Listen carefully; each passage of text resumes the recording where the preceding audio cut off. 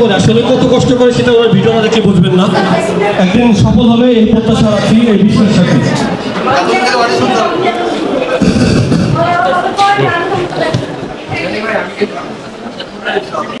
ধন্যবাদ। ফরাদ ভাইকে কিছু বলার জন্য অনুরোধ করছি।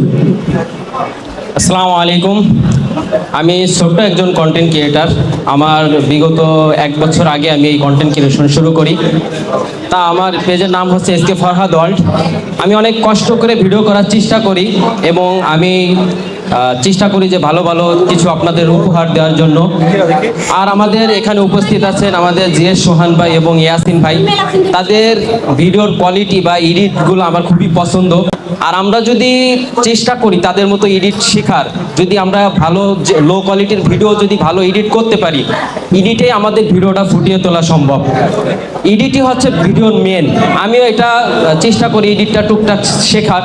আর ভাইদের ভিডিও আমি ফলো করি। তারপরে যে মাহাতির ভাই, আমিরুল মামাই, আমাকে কাশিয়ানি পেজের সবার ভিডিও আমি কম বেশি শেখার চেষ্টা করি। আমি আরেকটা অনুরোধ রাখবো, আমাদের এই কাশিয়ানি গোপালগঞ্জের ভিতরে যদি কোনো এডিট কোচিং করা যায়, তাহলে আমরা যারা নতুন উদীয়মান কন্টেন্ট ক্রিয়েটার, এরা এডিট শিখে ভালো ভালো লো কোয়ালিটির ভিডিওকে আমরা ভালোভাবে রূপান্তর করতে পারবো এবং এই গোপালগঞ্জ কাশিয়ানিকে সারা বিশ্বের দরবারে আমরা ফুটিয়ে তোলা সম্ভব পারবো। যেমন থটস অফ বিল্লাল ভাই, তারপরে আরও অনেক কন্টেন্ট ক্রিয়েটার আছে। তাদের কন্টেন্টের মাধ্যমে বাংলাদেশের অনেক প্রত্যন্ত যারা গ্রামের বসবাস করে তারাও চিনতে পারে যে অমুক জায়গায় একটা জেলা আছে, অমুক একটা এই নামের একটা জেলা, অমুক এই নামে একটা বিভাগ।